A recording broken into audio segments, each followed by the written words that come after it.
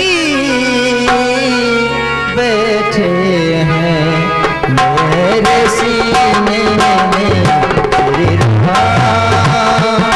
जानकी बैठे हैं मेरे सीने में तेरी राह।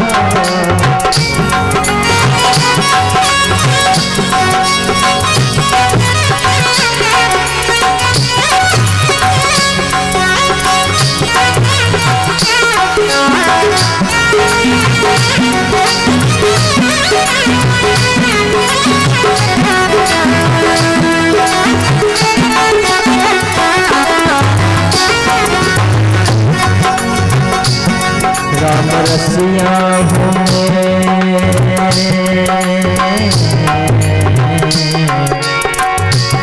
राम रसिया हूँ राम सुमरन करूँ राम के नाम का सदा चिंतन करूँ।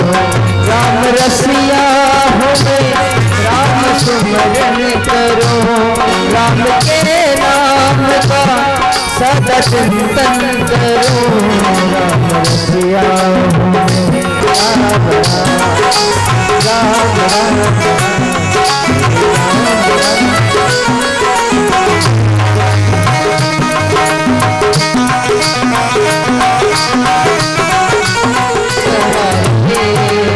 भक्तजनों के संकट दास जनों के संकट क्षण में दूर करे।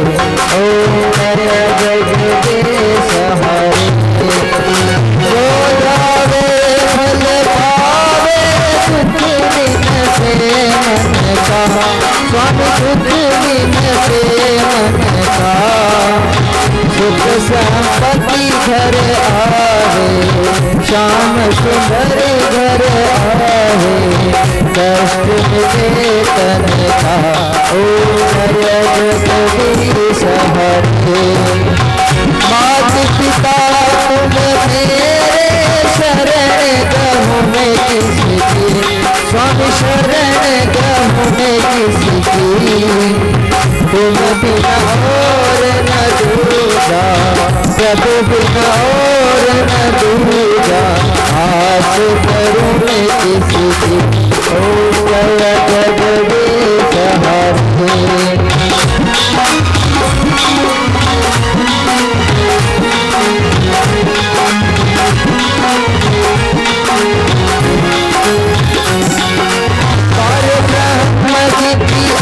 जगदीश हरे जग आनंद हो जावे जग घर लक्ष्मी आवे।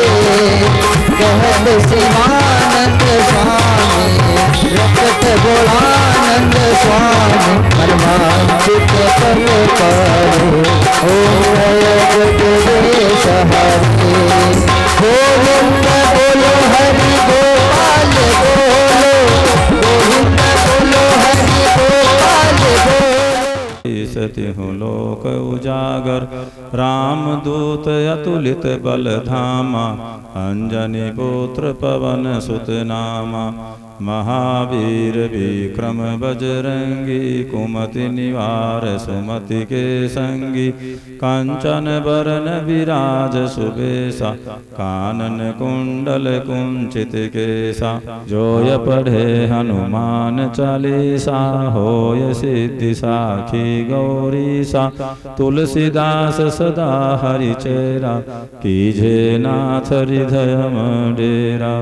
पवन तनय संकट हरन मंगल मूर्ति रूप राम लखन सीता सहित हृदय बसहु सुर भूप सियावर राम जय जय राम। जगदम्बिके मात की भैरू जी महाराज की पीर बाबा की राणा बाबा की सभी संत महात्माओं की दयाल जी महाराज की बावड़िया बाबा की सत्य सनातन धर्म की हर हर महादेव।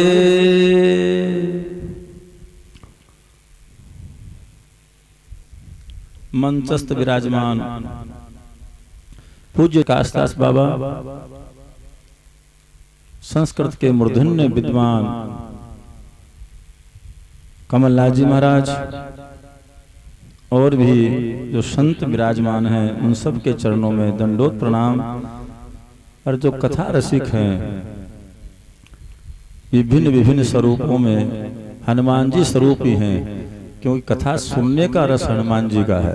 प्रभु चरित्र सुनवे को रसिया, हनुमान जी का रस है। और जिनका भी भगवान का चरित्र सुनने का रस हो, जिनका भी सत्य में स्थापित होने का भाव हो, वो सच में हनुमत स्वरूप ही है। केवल देखो कितने हैं अपन, इसका महत्व नहीं है, श्रोता कौन है इसका बहुत महत्व है। और जहां जहां भी कथा हुई है, 4 घाट पर रामचरितमानस कथा हो रही है, आप सबको पता है। भगवान शंकर कैलाश में माँ पार्वती को सुना रहे हैं। श्रोता कौन? अकेली माँ पार्वती, दूसरा भी नहीं है कोई, केवल माँ जगदम्बा सुन रही है और भगवान सुना रहे हैं। अपने भरत महाराज प्रयागराज में याकुल के ऋषि सुना रहे हैं और सारे संत आए हुए थे। मकर मास का महीना था प्रयाग में, आप सबको पता है हर वर्ष वर्षों से मेला भरता है मकर संक्रांति पर। मकर मास का सूर्य भगवान का दक्षिणायन से उत्तरायण में प्रवेश काल था और उसमें सारे श्रोता सारे संत महात्मा आए थे। पर भरद्वाज ने सबके जाने के बाद, तुलसी बाबा ने लिखा है रामचरितमानस में, सबके जाने के बाद भरद्वाज जी ने याज्ञवल्क्य ऋषि को दंडोत करते हुए कहा, महाराज सारा वेदिक ज्ञान, ये ब्रह्मांड का जितना भी सत्य का ज्ञान है, आपकी हथेली पर जैसे आंवला रखते हैं ऐसे रखा हुआ है।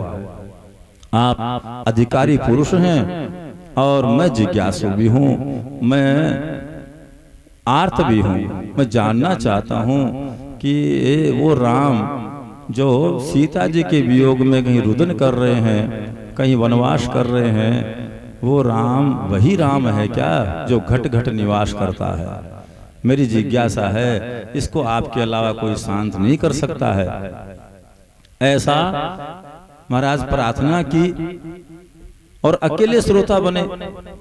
एक वनवास का सा असर, अरण्य तांडव कर भगवान जब राम वनवास गए तो ऐसा ही कुछ दृश्य होगा। बीच में माँ जगदम्बा विराजमान है काली का स्वरूप लिए हुए, इधर माँ के दाईं भुजा पर भगवान हनुमान जी विराजमान है, बाईं भुजा पर उधर चोटी पर भैरव जी का स्थान है, बीच में अनन्य देवी देवता कहीं पीर के रूप में, कहीं और पैगंबर के रूप में, सारी कंदराओं में विराजमान है। अनेक महापुरुषों को जन्म देने वाली ये धरती माता है। तो हम हनुमान जी को श्रोता बनाकर और ये कथा का यहाँ 9 दिन नमान पारायण होगा। और बड़े भाग्य की बात है, क्योंकि ये जो चल रहा है ना, ये कलयुग चल रहा है और कलयुग में शास्त्र गणित के हिसाब से 4,32,000 वर्ष का है और उसमें से अभी केवल 5,120 वर्ष गए हैं।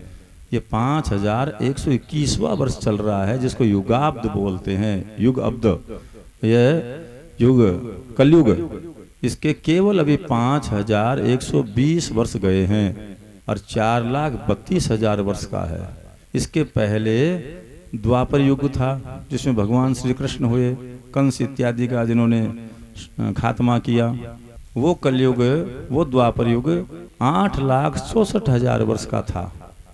तो ये 8 और 5 मिला लिए जाए तो 8 5, और जो त्रेता जिसमें भगवान राम हुए वह त्रेता युग माताओं 12,96,000 वर्ष का था। अब 12,96,000 वर्ष, 8,64,000 वर्ष और ये 5,120 वर्ष, तो लगभग जो विद्वान हैं महापुरुष हैं वो अंदाज लगाते हैं। क्योंकि जो सेतु बंधा हुआ है ना, भगवान राम लंका में समुद्र में सेतु बांध कर गए, सबको पता है। नल नील ने सेतु बंधाने में सहयोग किया, भगवान राम के नाम की कृपा से उस सेतु का निर्माण हुआ। वो आज भी मौजूद है और पाश्चात्य जगत के विभिन्न देश, अमेरिका इत्यादि, रास्ता उनको जाने के लिए लंबा पड़ता है, सेतु के किनारे से जाना पड़ता है। इसलिए पिछले 50 वर्षों से वो प्रयत्नशील हैं कि ये सेतु जो बांधा हुआ है, जो अभी लगभग 5 मीटर पानी में है, अगर ये टूट जाए, इसको तोड़ दिया जाए तो हमारा रास्ता शॉर्टकट हो जाएगा, लंबा रास्ता नहीं रहेगा। उन्होंने 2 बार प्रयत्न किया, बड़ी बड़ी मशीनें लाकर के, एक पत्थर भी नहीं निकाल सके, महीनों लगने के बाद। और जब भूगर्भ के जो वैज्ञानिक होते हैं पुरातत्व विभाग के, उन्होंने उसकी पत्थरों की जो जांच की है, वो जांच 18 लाख वर्ष पहले की बता रही है कि वो 18 लाख वर्ष पहले के पत्थर हैं। यानी जो अपनी गणना है, उस गणना के अनुसार भी वह जो सेतु बांधा गया है वह 18 लाख वर्ष पहले बांधा हुआ है, ऐसा पुरातत्व विभाग ने कहा है। भूगर्भ के जो जानकार हैं, जो परीक्षण निरीक्षण करते हैं, ये चीज 5000 साल पहले की है या 10,000 साल पहले की है, उन्होंने कहा है। फिर अमेरिका को और भारत को और सबको सुझाव दिया विद्वानों ने, जो धरती के देवता हैं, ब्राह्मण देवताओं ने, ज्योतिष के जानकार, उन्होंने कहा देखो ये राम जी का नाम से बंधा सेतु है, ये मशीनों से नहीं टूटेगा। आप मशीनों का नाम रखो हनुमान मशीन, और अंत में जब मशीन आई है उसका नाम हनुमान मशीन रखा, और उस पर लिखा हुआ भी है। पत्रकार सारा उसके चित्र खींच कर लाए हैं, परंतु उसके बाद में सरकार बदल गई, तो जो योजना थी ना वो रह गई। अब तक मशीन के ही जंग लग रहा है, पर सेतु नहीं हट रहा है। ऐसी अद्भुत बात सबकी आंखों के सामने है, फिर भी भ्रम और संदेह करते हैं, तो उनकी मर्जी। पर देखो इतना काल गया है भगवान के प्रादुर्भाव को, प्रकट होने को, फिर भी राम सब में रमा है, और कोई अंतर नहीं है। आप पक्का विचार करना, जब अपन विचार करते हैं, राम जी का गीत कीर्तन बहुत महापुरुषों ने गाया है, पर वाल्मीकि आदि कवि हैं, क्योंकि राम जी के समय ही उन्होंने राम जी का जीवन एक क्रौंच पक्षी को घायल देखकर, ये संस्कृत के मूर्धन्य विद्वान बैठे हैं, उन्होंने खाली उनको पक्षी पर दयालुता आ गई, संत थे, और उसको घायल देखकर एक श्लोक प्रकट हुआ। उस पक्षी को घायल देखकर विरह अवस्था में थे, गृहस्थाश्रम में थे, ऐसे घायल पंछी को देखकर जो दया आई, उस दया से द्रवित होकर हृदय से जो श्लोक निकला महाराज, उसी श्लोक से 24,000 श्लोक बन गए, और वह वाल्मीकि रामायण में 24,000 श्लोकों का प्राकट्य है। ये आदि कवि हुए वाल्मीकि जी, और उनके बाद अनेक महापुरुषों ने राम का कीर्तन गाया है, पर 2 मुख्य हैं जिनको अपने को जानना चाहिए। एक तुलसी बाबा कलयुग में, और एक दयाल जी महाराज, दादू दयाल जी महाराज। इनको जानना चाहिए, क्योंकि उनका कीर्तन जो अपन गा रहे हैं, जिनके द्वारा लिखा हुआ है। तुलसी बाबा का जन्म हुआ राजापुर में, और पिता थे आत्मदेव दुबे, माता थी हुलसी, और संवत था 1554, और ईस्वी सन लगाएंगे तो 1497 1497 ईस्वी सन, और संवत 1554 में तुलसी बाबा आए। तुलसी बाबा के 45 वर्ष बाद दयाल जी महाराज आए 1601 संवत में। और दयाल जी महाराज का तो कहीं माता पिता कौन थे ये उल्लेख नहीं है, और सबकी मान्यता है 47 वर्ष बाद दयाल जी महाराज पधारे, और दयाल जी महाराज का किसी गर्भ से जन्म हुआ है ऐसा उल्लेख नहीं है। और जिनकी श्रद्धा है वो पक्का मानते हैं कि सनक, सनंदन, सनातन, सनत कुमार, ये जो 4 ऋषि कुमार हैं, आदि पुरुष हैं, जो अपने सबके पूर्वज हैं। भगवान ब्रह्मा जी के मानसिक सृष्टि के नियंता हैं, मानसिक सृष्टि से बने हैं। 5 वर्ष कई रहते हैं, कई युग बीत गए, पर उनकी आयु 5 ही वर्ष रहती है। पर ये सबके पूर्वज हैं। उनमें से 4 में से सनक ऋषि जो थे, अखंड नैष्ठिक ब्रह्मचारी, ब्रह्मचर्य की स्थापना के लिए इन 4 का ब्रह्मा जी की मानसिक सृष्टि से निर्माण हुआ। ऐसे सनक ऋषि ने और भारत भूमि का, यहाँ भारत की विशेषता है, अनेक महापुरुष अंश अवतार लेकर के अनेक बार आए हैं, परमात्मा में और उनमें अंतर नहीं है। तो ऐसे सनक ऋषि भारत का उद्धार करने के लिए, मनुष्य मात्र का उद्धार करने के लिए, जीव जंतुओं का भी उद्धार करने के लिए, साबरमती नदी है अहमदाबाद के पास, साबरमती में लोधी राम जी एक वहां ग्रस्त, उनकी पत्नी और वो रहते थे, संतान थी नहीं, आयु बहुत बढ़ गई थी। उनको भगवत प्रेरणा हुई कि संतान तो आपके भाग्य में नहीं है, परंतु एक बालक नदी में बहता हुआ आ रहा है, आप उनको ले आए। और लोधी राम जी इस बालक को ले आए। यही सनक अवतार थे दयाल जी महाराज। ये 1601 की घटना है। दयाल जी महाराज का शरीर 59 वर्ष रहा। जब दयाल जी महाराज का शरीर गया 1660 में, तब तुलसी बाबा 106 वर्ष के हो गए थे। 126 वर्ष की आयु ली।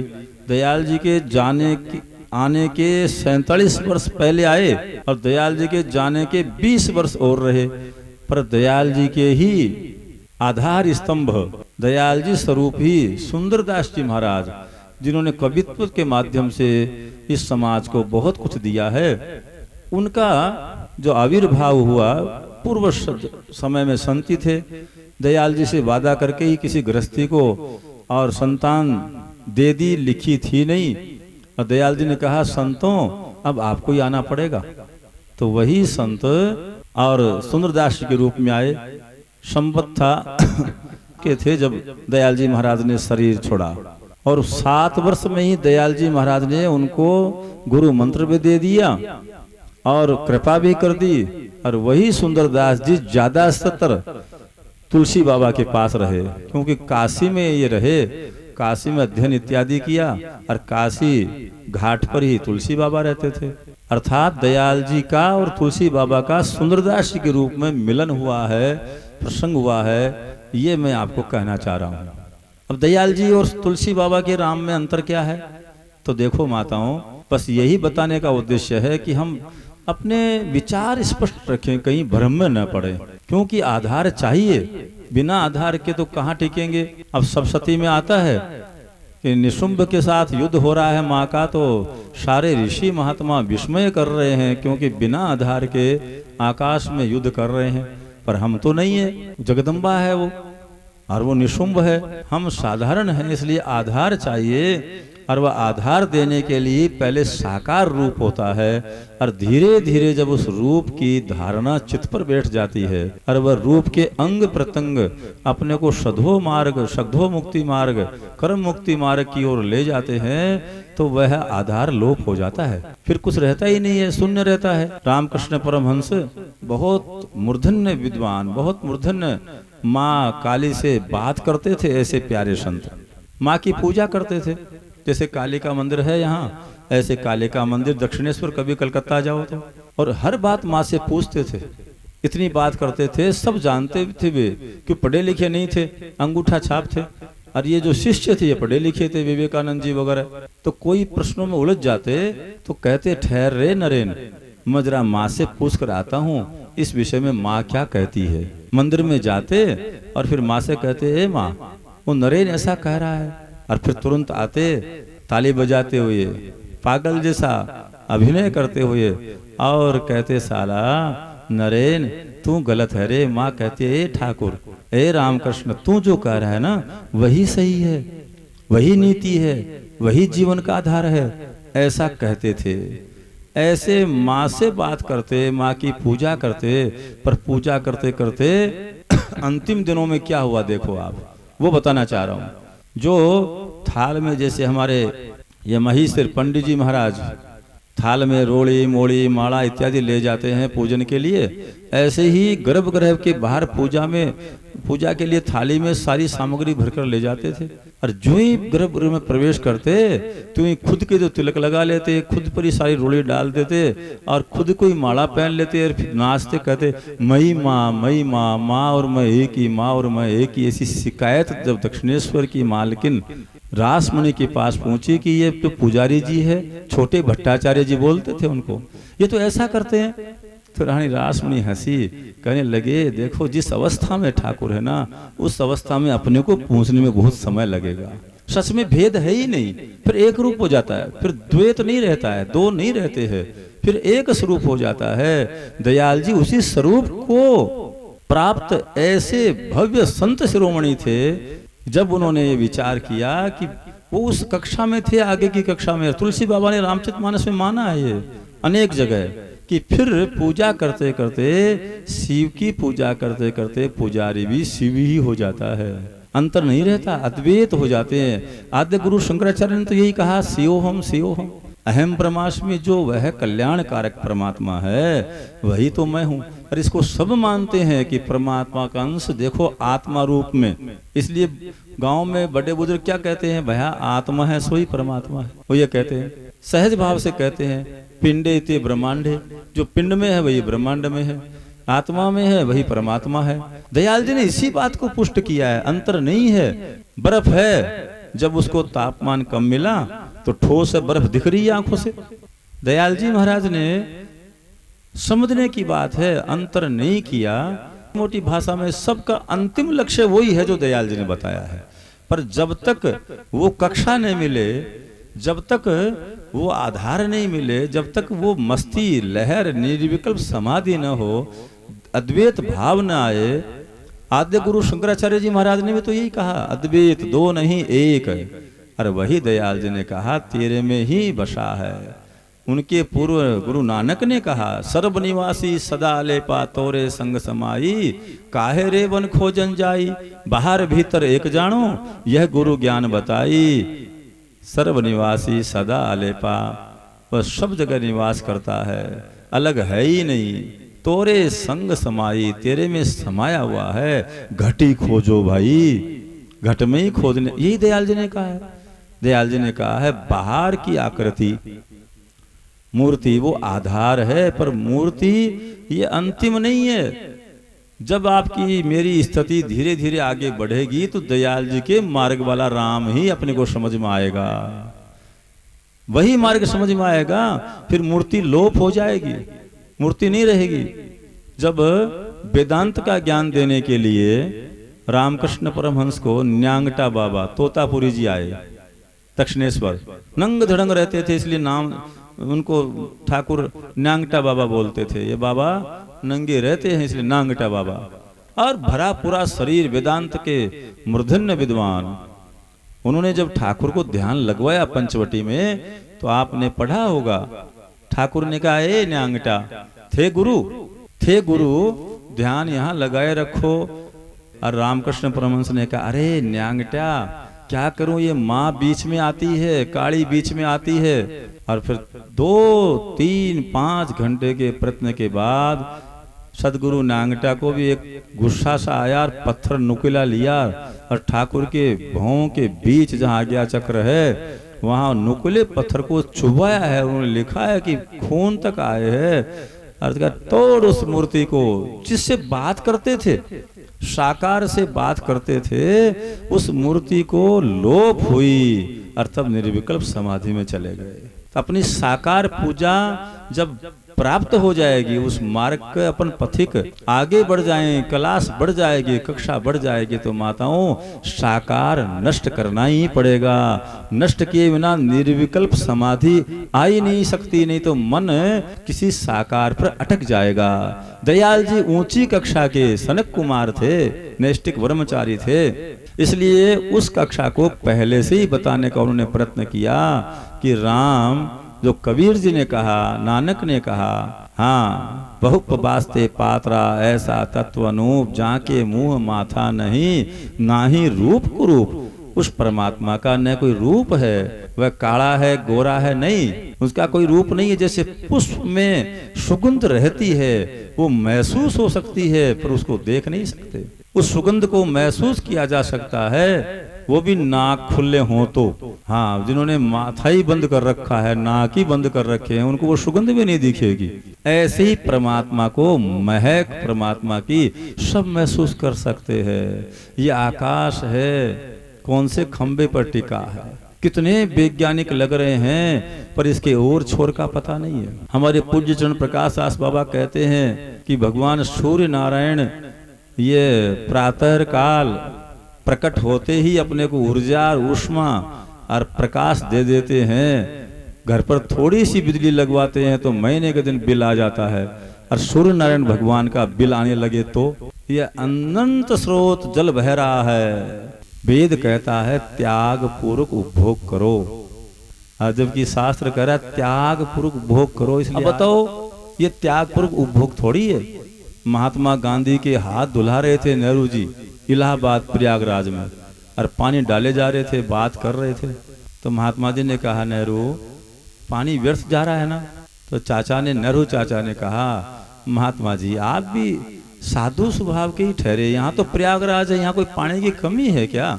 2-4 लोटे ज्यादा निकल भी गए तो क्या फर्क पड़ता है? महात्मा जी हंसे, कहने लगे तेरे और मेरे लिए भरी है क्या प्रयाग नदियां? ये भारत बहुत है, किन्हीं को एक बाल्टी पीने के लिए नसीब नहीं हो रही है, और यहाँ हनुमान जी की कृपा बरस रही है, तो ये भोग है। अनावश्यक आवश्यकता से अधिक लेना ये भोग है, चाहे वो महात्मा हो और चाहे गृहस्थी हो।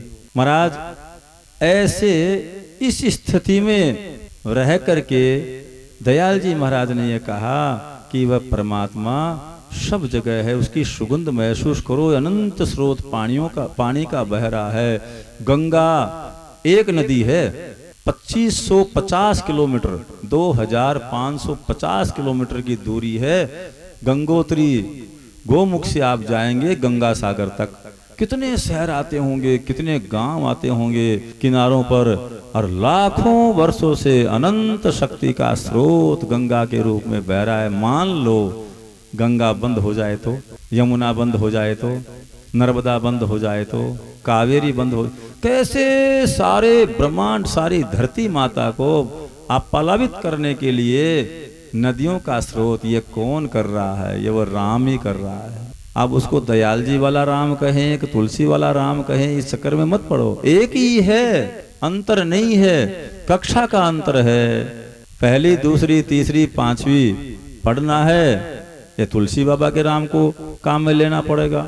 और कक्षा में आगे बढ़ गए हैं, अध्यात्म दृष्टि से आगे पहुंच गए हैं, तो रामकृष्ण परमहंस जैसे मूर्ति पूजक को भी मूर्ति को भग्न करना पड़ा, और मूर्ति को भग्न होने के बाद निराकार निर्विकल्प समाधि में जाना पड़ा। इसलिए कक्षा महाराज कक्षा का अंतर है। धीरे धीरे चेरे व्यती चलेंगे तो फिर मूर्ति नहीं रहेगी, फिर दयाल जी वाला राम जो सब में लेटा, सब में अंदर बैठा है, वही राम प्रकट हो जाएगा। आप और मैं सब इस बात को माने कि हम बड़े भाग्यशाली हैं जो सबको समझकर कक्षाओं में आगे बढ़ रहे हैं। अब जो 9 दिन यहाँ होना है, क्योंकि अपनी जो कक्षा है वह दयाल जी का स्मरण करते हुए, दयाल जी का नाम लेते हुए कि हे परमात्मा, हे दयाल जी, आप कृपा करते रहना, हमें आपके वाणियों के माध्यम से, भजनों के माध्यम से उस कक्षा तक पहुंचा देना जिस कक्षा की आपने चर्चा की है। पर तब तक हम तुलसी के राम के कथा और कीर्तन में आगे बढ़ेंगे, बस उसी में आगे बढ़ेंगे। आधार होगी रामचरितमानस। सच्चा साधु वो है जो धन की ओर दृष्टि नहीं जाए, उसके कष्टों की ओर दृष्टि जाए, और कष्टों के लिए हनुमान जी से लड़ पड़े। देख भाई हनुमान जी, मैं आज मिला था उनसे, वो पीड़ा में है, कष्ट में है, और तू ऐसा ताकतवर है, सामर्थ्य है तेरे में कि राम के भाई लक्ष्मण भी जब मूर्छित हुए तो संजीवनी लाकर दे दी, जिला दिया। राम जी के भी काज तू संवारता है, तू नहीं कर सकता क्या? तू सब कुछ कर सकता है, नहीं करता होता तो तुलसी बाबा ये नहीं लिखते, और मनोरथ जो कोई लावे सोई अमित जीवन फल। तुलसी बाबा कोई ऐसे संत थे क्या जो ब्रगलाना चाहते थे? नहीं नहीं नहीं, प्यारे संत थे, संत शिरोमणि। 126 साल की आयु ली माताओं, और उस समय संतों ने कहा सूर सूर तुलसी शशि उडगन केशवदास, बाकी कवि खद्योत सम जहां तहां करत प्रकाश। सूरदास जी की सूर्य से तुलना की है। सभी कवि समाज ने मूर्धन्य विद्वानों ने, कोई एक दो ने नहीं, सभी ने। और तुलसी को चंद्रमा के साथ जोड़ा है। तुलसी के 12 ग्रंथ हैं, 12 ग्रंथ लिखे हैं तुलसीदास जी ने, जिसमें एक रामचरितमानस है, कवितावली है, गीतावली है, हनुमान चालीसा, ऐसे 12 ग्रंथ लिखे हैं। ऐसे सभी ग्रंथों को आप पढ़ेंगे ना, चाहे कवितावली पढ़ें, चाहे गीतावली पढ़ें, तो ऐसा लगेगा चंद्रमा पूर्णिमा का और शीतलता दे रहा है, किरणों से एक रस बन रहा है। चंद्रमा वनों को, पौधों को, पेड़ों को औषधि देते हैं और उनसे ही औषधियां बनती है सारी। अमंत्रम अक्षरम नास्ति नास्ति मूल मनोषधनम अयोग्य पुरुषो, किसी कवि ने कहा कोई जड़ है ही नहीं पेड़ की जिसकी औषधि न बनती हो, जानकार चाहिए। इसलिए पेड़ों से ही सारी औषधि बनती है। और तुलसी को चंद्रमा के साथ जोड़ा है, अर्थात तुलसी के साहित्य को पढ़ने से, गुणने से, सुनने से रोगों का नाश हो जाएगा। तब बाबा लिख रहे हैं, नासे रोग हरे सब पीरा, सारी पीड़ाओं का नाश हो जाएगा, सारे रोगों का खात्मा हो जाएगा। श्रद्धा और विश्वास रूपी भाव से एक बार आधार तो ले, एक बार जागे तो सही। इसके लिए दयाल जी आए कि उस समय के वातावरण में दयाल जी की आवश्यकता बहुत ज्यादा थी। कर्मकांड, जैसे भगवान बुद्ध आए, फिर आद्य गुरु शंकराचार्य 1200 साल पहले आए, बुद्ध जी का काम पूरा हो गया। बुद्ध भगवान को आए 2200-2300 वर्ष हुए। भगवान बुद्ध के समय भी देश में कर्मकांड इस कदर सिर पर चढ़कर बोलने लग गया कि राष्ट्र गर्त में जाने लगा, धर्म की ग्लानि होने लगी। और भगवान का दावा, यदा यदा ही धर्मस्य ग्लानिर्भवति भारत अभ्युत्थानम धर्मस्य तदात्मानं सृजम्यहम्। हे अर्जुन, जब जब धर्म की ग्लानि होती है, धर्म का ह्रास होता है, धर्म की हानि होती है, तब तब मैं किसी न किसी रूप में आकर के समाज को खड़ा कर देता हूँ, जागृत कर देता हूँ, धर्म की स्थापना कर दे। धर्म स्थापनार्थाय संभवामि युगे युगे परित्राणाय साधूनां विनाशाय च दुष्कृताम्। दुष्ट प्रवृत्ति की ओर जाने वाले लोगों का विनाश करने के लिए, और जो सज्जन है, महापुरुष हैं, साधु स्वभाव के हैं, उनका उत्थान करने के लिए, उनको सहारा देने के लिए, उनका सानुग्रह करने के लिए मैं समय समय पर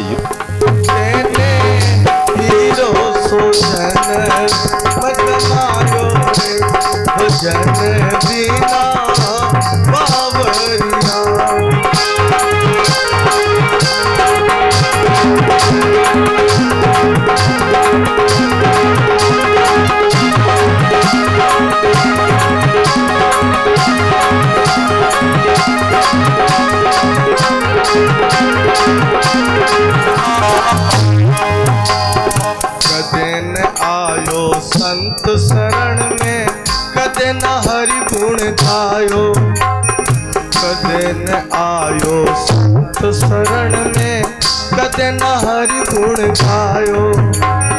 पच पच मारियो पेल किनाई, पच पच मारियो पेल किनाई, सोई रहो उठ खायो रे भजन बिना बाबा। हीरो सो जन्म कमायो रे भजन बिना बावरिया।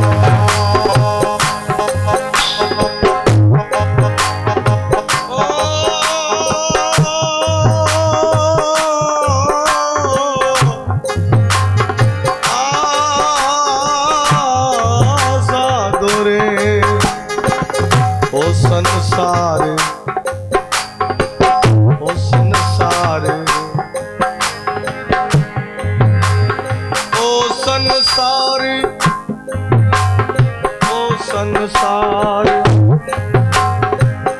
संसार फूल से मल को सुवो देख लुभायो। ओ संसार फूल से मल को सुवो देख लुभायो। मारी चोच निकस गई रूई, मारी चोच निकस गई रूई, सिर तुम पछतायो रे भजन बिना बावरिया।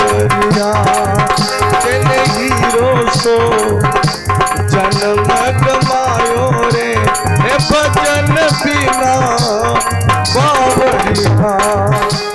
हाँ कि नल भी चल रही है, जगदम्बा की कृपा भी बरस रही है, हनुमान जी कृपा भी बरस रही है कि आओ पाओ, जीवन में रस आ जाए, जीवन में सुगंध आ जाए, महक आ जाए, खुद का भी कल्याण करो, मिलने वालों का भी कल्याण करने की सामर्थ्यता प्राप्त कर लो, ऐसा कह रहे हैं। पर मटका ही उल्टा रखा हुआ है। घर से यहाँ तक आने में भी अगर नहीं आया जा सके तो गंगा तो अपना प्रवाह बह जाएगी, आचमन करो या नहीं करो। गंगा तो बह रही है वर्षों से, किनारे बैठे लोग भी नहीं करते हैं आचमन। आपको पता होगा गंगा के किनारे रहने वाले भी गंगा में कितनी बार स्नान करते होंगे, नहीं करते हैं। और दूर दूर से अपन हजार किलोमीटर से जाकर के हरिद्वार स्नान करने के लिए जाते हैं और वहां बैठे नहीं करते हैं। तो ये तो भगवान की माया है माताओं, इसी का नाम तो है माया। सबको पता है और सब महापुरुष डिमडिमा बजाकर कह रहे हैं, घोषणा कर रहे हैं, ये वैरागी साधु, तपस्वी साधु दिन रात इसी में लगे हैं। इनका ये तो वहां हिमालय बैठकर गुफाओं में बैठकर तप करें, पर ये केवल किस लिए? परमार्थ के कारण साधु ने धरा शरीर, परमार्थ के कारण इनको ध्यान में है, हमारी ड्यूटी है, भगवान ने हमें ड्यूटी दी है, ये जन जन ये हमारे हैं, ये सारे परिवार हमारे हैं, गांव के गांव हमारे हैं। हाँ, इनमें एक महक आए, एक सुगंध आए, सत्संगी हो जाए, जीवन में रस आए, केस मुकदमों से और आदि व्याधि से सबसे दूर हो जाए और इनका चेहरा खिल उठे, ये प्रसन्न हो जाए, ये कहें मिले तब बाबा हम प्रसन्न हैं, ऐसा कहें। इसके लिए सारी युक्ति है। इसलिए बेचारे शंकर गिरी जी मारे मारे घूम रहे, नहीं तो पेट तो कहीं भर ले, क्या जरूरत है उनको ये सब करने की। ये कलश यात्रा, रे रशीद, ये प्रसीद, ये काली जी का क्या जरूरत है? हाँ, पेट तो सारे साधु भर रहे हैं, वो भी भर ले। पर महाराज ये कारण है, तो इस कारण को हम समझें। और माताओं, सत्संग कहता है कि ये अज्ञान जब तक नहीं जाएगा, जब तक या तो सच्चे शास्त्र की या सच्चे साधु की न मानेंगे। बिनु सत्संग विवेक न होई, राम कृपा बिनु सुलभ नहीं सोई। तुलसी बाबा कह रहे हैं, राम जी की कृपा से ही सत्संग मिले, सुलभ हो, अपनी ताकत से नहीं।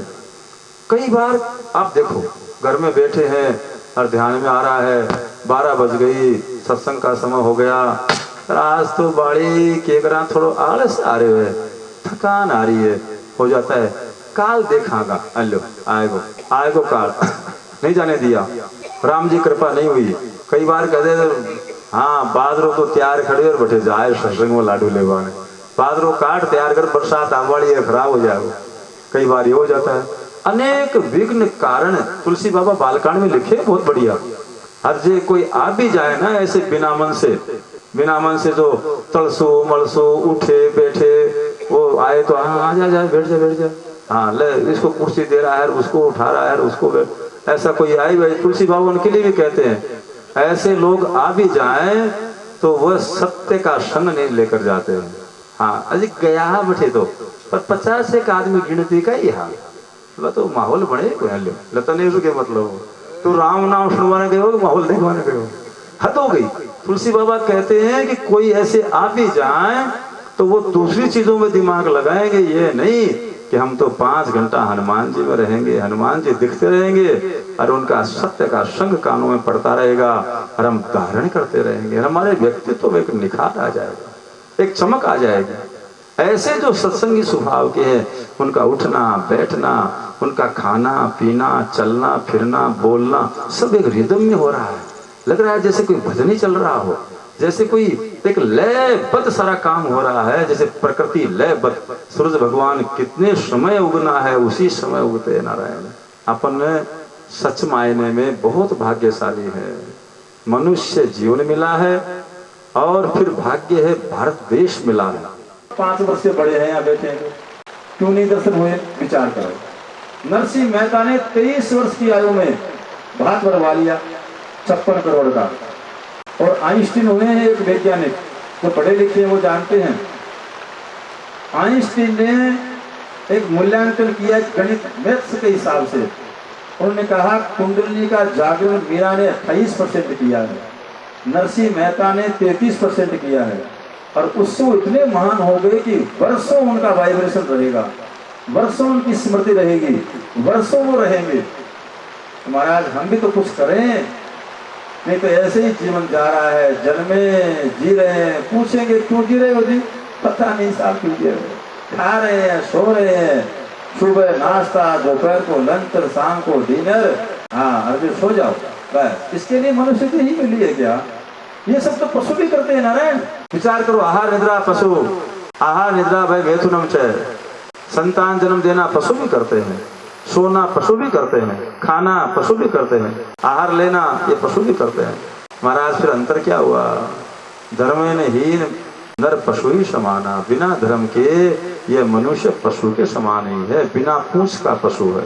और धर्म क्या है, कर्तव्य है। ये ज्ञान ले लेना कि मैं मनुष्य क्यों बना हूँ 84 लाख में आने के बाद, तो मेरी मनुष्य देही व्यर्थ नहीं जाएगी।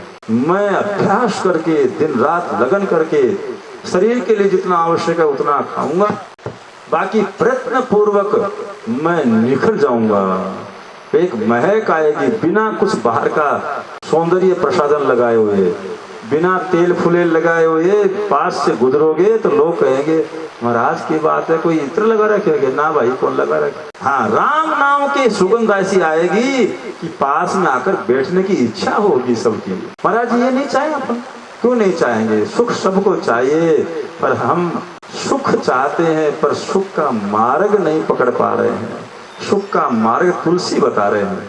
तुलसी कह रहे हैं अपने मन को, अरे मन तू सारी आदि व्याधि से दूर होना चाहता है ना, ये भवसागर का जो कष्ट है, मान अपमान है, इससे दूर पार पाना चाहता है ना। मन कहता है हाँ बाबा, तो मन को करे तुलसी, श्री रामचंद्र कृपालु भज मन। रे मन, श्री मानी माँ जगदम्बा सीता सहित राम का भजन कर। और मन पूछता है क्यों, तो आगे उत्तर दे रहे हैं, हरण भव भय दारुणम, भव सागर के दारुण दुखों का अंत कर देंगे भगवान के भजन। माताओं आप पक्का विश्वास करो, कहीं जाने की आवश्यकता नहीं है, न कोई शाणे के न भोपे के। महाराज कलयुग है, मत चक्कर में पड़ो और हैरान हो जाओगे। हैरानी दूर करने जाओगे और हैरान हो जाओगे। मन खराब होगा, 6-8 महीने तो जाओगे और खर्चा भी कर दोगे और फिर आप ही रोओगे बैठोगे, महाराज ठग लिया। मानो ठगाऊ क्यों थे, क्योंकि लाइन दिए परमात्मा ने, राम भजन करो ना। राम जहाँ पर कृपा राम की होई, ता पर कृपा करे सब कोई।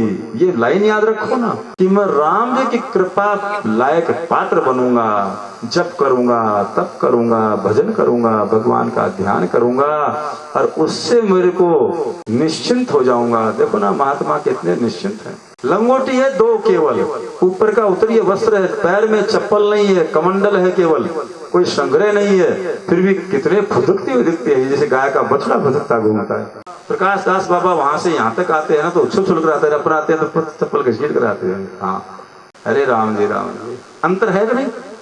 और अपने पास तो बैंक बैलेंस भी है, बढ़िया मकान भी है, बढ़िया रूप भी है।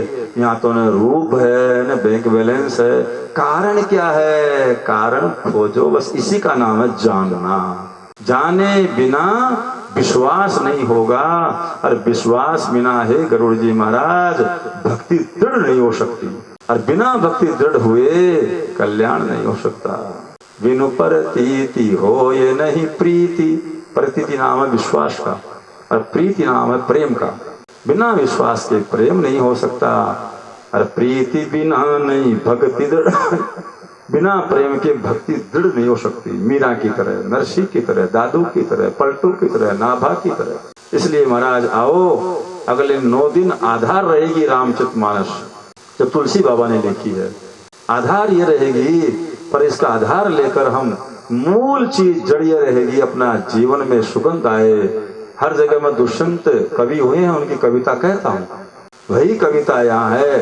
भले हनुमान जी की इच्छा से हुआ हो, माई की इच्छा से हुआ हो, संतों की कृपा से हुआ हो, जो भी मानने मंडे हैं, कलश यात्रा और ये 9 दिन की 9 दिवसीय राम कथा, ये जो भी हो रहा है ना, इसके पीछे नियति का कहना है। तो कवि कहता है सिर्फ हंगामा खड़ा करना मेरा मकसद नहीं, मेरा विचार नहीं है तमाशा खड़ा करना। आप तमाशबीन बनो और तमाशा देखो, मैं चाहता हूं अब ये सूरत बदलनी चाहिए। कवि कह रहा है सूरत मानी परिवर्तन आना चाहिए। पीड़ बर्फ सी हुई, पीड़ मानी अपनी चिंताएं, अपनी देहिक देविक भौतिक ताप, देह से संबंधित भौतिक सुख सुविधाओं से संबंधित, ग्रह नक्षत्रों से संबंधित जो ताप है, इससे पीड़ा बर्फ सी हो गई है, हिमालय हो गई है पीड़ा। अब पिघलनी चाहिए, अब ये पीड़ा नष्ट होनी चाहिए, समाप्त होनी चाहिए। मेरे सीने में न सही तेरे सीने में ही सही। अरे छोड़, साधु महात्मा कहते हैं मेरे सीने में न सही, पर ये बर्फ पिघलेगी तब जब वो आग लगेगी भगवान के नाम की, मीरा की तरह भक्ति लगेगी। ये भक्ति रूपी आग, ये लगाव रूपी आग। ठाकुर जी थे माँ का, मैं था का। प्रभु आपने नरसे का भात भरा और मेरी अवस्था ऐसी कर रखी है बिहारी की तरह, जैसे बिहारी को आग लगी है। बंधु भय का दीन के को तारे और रघुराय, टूटे टूटे फिर हो विरुद्ध बढ़ाई पाए। बिहारी कवि कहते हैं हे भगवान आपका नाम दीन बंधु है, और आपको लोग दिन बंधु दिन बंधु दिन बंधु कहते हैं, आप अहंकार में घूमते हो, मेरा जैसा दीन कहाँ मिलेगा। बिहारी कहते हैं मेरा उद्धार करो। आप और हम भी भगवान से कह उठे ठाकुर आपका नाम दीन बंधु है और मैं दीन हूँ, मैं हर दृष्टि से दीन हूँ, न मुझे समझ है। सबरी की तरह मति मंद अघारी, हाँ तिन में मैं मति बंद अघारी, अधम से अधम अधमति नारी, ऐसी सबरी कह रही है। ऐसे दीन भाव से ठाकुर से कह उठो ठाकुर कृपा करो ना, आप मेरे हो मैं आपका हूँ सदा से। ये शरीर तो बीच में मिला है पर आपका मेरा अटूट नाता है। प्रभु आप सदा मेरे थे, मैं सदा आपका था, बीच में मुझे छोड़ो मत ना, हाथ पकड़ मत छोड़ना। बाबा एक भजन गाते हैं, लागी लगन मत तोड़ना, हाथ पकड़ मत छोड़ना। ठाकुर हाथ पकड़ो ना, छोड़ो मत प्रभु। ऐसा भाव से अंदर से 9 दिन में हम ठाकुर के प्रति समर्पित हो जाएं। इष्ट कोई भी देव आप, निराकार साकार हनुमान जगदम्बा, जो मन भाए वो मानो, पर एक को साध लो। एक, हाँ एक ही साधे सब सधे, सब साधे सब जाए। सब जगह नहीं पहुंच पाएंगे, इसलिए एक के प्रति ऐसा लगाव ले आओ। कर्मा ने और पत्थर की मूर्ति को दुनिया के देखते देखते खिचड़ा खिला दिया महाराज, दुनिया देखती रह गई। हाँ इसी कलयुग में 500 वर्ष पहले कर्मा खिचड़ा खिला सकती है, अपन क्यों नहीं जी। पर अपन बहुत ल्यापद्याओं में, बहुत अज्ञान में, बहुत बेहोशी में, इसलिए कभी कह रहे हैं सिर्फ हंगामा खड़ा करना मेरा मकसद नहीं। मैं चाहता हूं अब ये सूरत बदलनी चाहिए। पीड़ा बर्फ सी हुई अब पिघलनी चाहिए। मेरे सीने में न सही तेरे सीने में सही, कहीं आग लगनी चाहिए, भक्ति की आग लगनी चाहिए। और जब ये भक्ति की आग, मीरा 24 घंटा अश्रुपात करती थी, रोती रहती थी, हे गिरधर कहाँ गए आप, गिरधर रुलाओ मत गिरधर, आओ ना प्रभु आओ गिरधर, आपके बिना चैन नहीं है, तड़पती हूँ प्रभु आप आओ। ऐसी आग लगने से मीरा को पीड़ा रह सकती है क्या कोई? आप और मैं भी ये आग लगा लेंगे ना तो सारी पीड़ाएं माताएं नष्ट हो जाएगी, हरे कुंदन बन करके चमक जाएंगे। हम भी प्रकाशित होंगे, अपनों को भी प्रकाशित करेंगे और आनंद का विभोर भाव हो जाएंगे। सत्य है परमात्मा। अब उसको दादू जी राम कहते हैं, आपकी जो मर्जी को, पर सत्य एक है। भागवत जी भी कहते हैं सत्यम परम धीमहि। हाँ मैं उस सत्य को ध्यान करता हूँ, जो सत्य, जिस सत्य के द्वारा ये सारा सृष्टि का संचालन होता है, जन्म लेती है, पलती है, मृत्यु की ओर चल जाती है, जिससे सब कुछ प्रकाशित है। सूर्य चंद्र ब्रह्मा सब जिनसे प्रकाशित है, तो तीनों तापों का हरण करने वाले हैं। वह जो नियति है, वह जो परमात्मा है, वह सत्य है। मैं उसका ध्यान करता हूँ। आने वाले 9 दिनों में हम उसी के गाथा गाएंगे, इसलिए इसका नाम सत्संग है। सत्य 2 ही है माताओं, तीसरा सत्य है ही नहीं। एक आंखों से दिखने वाला शरीर का मरना, यह सत्य है। चाहे पैसे वाला हो, चाहे साधु हो, चाहे गृहस्थी हो, कोई नहीं बचा है। सब उस लाइन में जा रहे हैं। माली आवत देख के कलियां करे पुकार, फूले फूले सुन लिए काली हमारी बार। कबीर कहते हैं यमराज को आते देखकर जवान बच्चे सावधान होते हैं कि जो उम्र पाली है उनको यमराज उठा ले जाते हैं। आने वाले समय में हमारा भी नंबर है, हम भी खिलेंगे, युवा होंगे, जवान होंगे, अधेड़ होंगे, वृद्धावस्था की ओर जाएंगे। ये कर्म बना हुआ है वर्षों से, अपने बाप दादा सब। आज 16 थे। अर्जुन को कहते हैं भगवान, अर्जुन किसकी चिंता कर रहा है? कौन मर गया, कौन मरेगा? अरे पहले भी कई बार मरा है। कुमार अवस्था मर गई, बाल अवस्था मर गई, 5 साल का बच्चा खुदकता रहता है, बच्चा मर गया 5 साल का, क्या हो गया? किशोर हो गया। अब समझता है, बात करते समय ये समझता है, पहले नहीं समझता था। किशोर से भी युवा हो गया, कुछ समय बाद किशोरपना मर गया, युवापना भी मर गया, धेड़ हो गया, 40-45 में चला गया। 40-45 से वृद्ध में गर्दन हिलने लग गई, इंद्रियां शिथिल हो गई, हो रहा है। अरे अर्जुन बार बार मरा है। ऐसे ही वासांच जीर्णानि नवानि देहि, वह जब जीर्ण शीर्ण वस्त्र हो जाते हैं नए पहनते हैं, तो चिंता काहे की कर रहा है? यही बात माताओं अपने मन में आ जाए, बैठ जाए कि शरीर मरेगा, अमर नहीं है, और हम सारा व्यवहार अमर है इस हिसाब से करते हैं। जब पता है शरीर मरेगा तो मरने के पूर्व न पाया तो फिर 84 लाख में भटकना होगा। इसलिए मरने के पूर्व जीते जी जीना सीख लें और मरने का अनुभूति कर लें। कई महापुरुष इसीलिए कहते हैं रोज जन्मदिन तो मनाओ ना मनाओ, पर मृत्यु दिवस जरूर मनाओ। संत महात्मा इसीलिए बरसी मनाते हैं, शरीर छूटता उस दिन को, कि इसको याद रखो शरीर छूटेगा, और कब छूट जाए पता नहीं। जैसे राजा परीक्षित का 7 दिन में कहा, अपने भी 7 दिन में ही, सोम मंगल बुध गुरु शुक्र शनि रवि, इन्हीं 7 में छूटने वाला है। किस दिन छूटेगा पता नहीं, तैयारी रखो पूरी, क्योंकि कल का भी पता नहीं किसी को भी। महाराज तैयारी क्या है? तैयारी है उस सत्य के साथ नाता जोड़ लेना, एक सत्य को समझ जाना कि शरीर जाएगा, होश में आ जाना, बेहोशी तोड़ देना, जाग जाना, ज्ञान विज्ञान बना लेना, अनुभूत कर लेना। और दूसरा जो सत्य जो दिख नहीं रहा है, आंखों से नहीं दिख रहा है, बाहर की आंखों से, क्योंकि ये सब तो झूठ है। आंख, शरीर, संसार ये तो नश्वर है, जाएगा, परिवर्तनशील है। उस सत्य को सत्य से ही पहचाना जा सकता है। सत्य अपन ने छोड़ दिया, सत्य का सहारा ही छोड़ दिया। बात बात में झूठ बोलते हैं, बात बात में अनर्गल बात करते हैं। तो सत्य को सत्य से ही समझा जा सकता है। उस सत्य को समझ में आ गया, इस सत्य को, मृत्यु सत्य को जान लिया और फिर उस सत्य की ओर चल पड़े तो महाराज कल्याण है। बस 2 ही सत्य है, राम सत्य की ओर चल पड़े और शरीर सत्य की, मरने के सत्य की ओर जान लिया अपन ने। फिर अपना सारा उठना बैठना चलना फिरना सब ठाकुर जी के समर्पित कर कर, ठाकुर जी शरीर चलाना है तो आप खिला दो, शरीर रखना है तो आप रख लो, नहीं तो जैसी आपकी मर्जी। ईश्वर की इच्छा में इच्छा मिलाकर जीना प्रारंभ कर दिया तो सत्संग की भूमिका बन गई। और यही रामचरितमानस में तुलसी बाबा विभिन्न विभिन्न प्रकार से कह रहे हैं। जैसा मैंने कहा 12 ग्रंथ है जो तुलसी बाबा ने लिखे, 12 में से एक ये भी है रामचरितमानस, जिसका सहारा लेकर 9 दिन अपन राम कथा करने वाले हैं, उसी का सहारा लेकर। और 1200 दोहे हैं, अनेक छंद हैं, सोरठे हैं, चौपाइयां हैं। बाबा ने बहुत प्रकार से समझाने का प्रयत्न किया है। जो मैंने आपको संकेत किया, उस परमात्मा से नाता जुड़ जाए, इस बात का वही समझाने का प्रयत्न विभिन्न विभिन्न प्रकारों से राम जी का जीवन बताते हुए, क्योंकि जीवनी रसदार होती है। और परमात्मा का स्वरूप क्या है जी?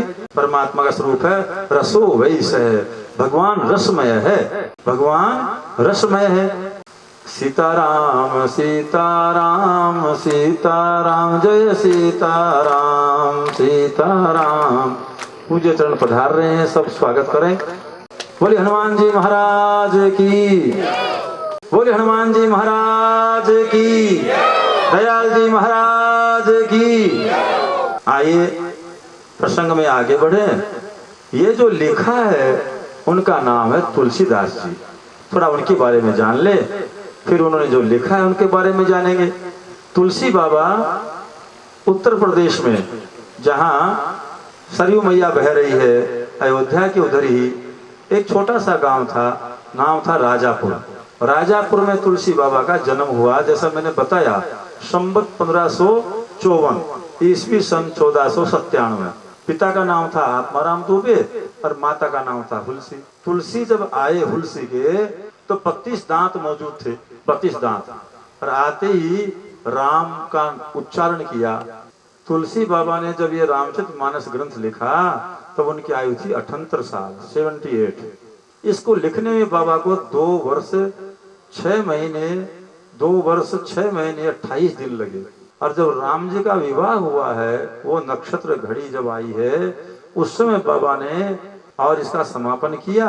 और राम जी का जन्म जो था शुभ नक्षत्र, उसमें लिखना प्रारंभ किया रामचरितमानस को। अब तो 80 साल में पूरा किया लिख करके 78 साल में लिखना शुरू किया। 78 साल की आयु में तुलसी बाबा ये ग्रंथ लिख रहे हैं और 2 वर्ष 6 महीना 28 दिन लगाकर लिख रहे हैं।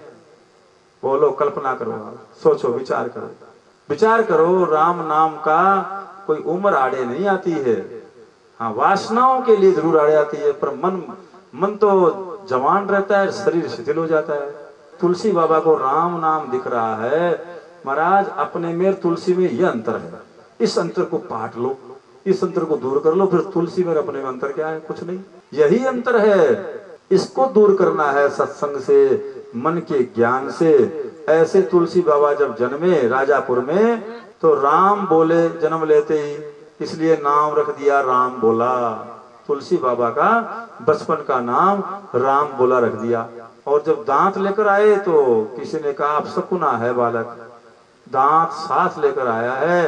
और माताओं, घटना घट गई। 3 दिन बाद माँ हुलसी की मृत्यु हो गई। 3 दिन के बालक को छोड़कर माँ एक भजन गा रहे हैं। अरे मीठी मीठी बाणी रे बोल सुवारा, लगना तिनक दिन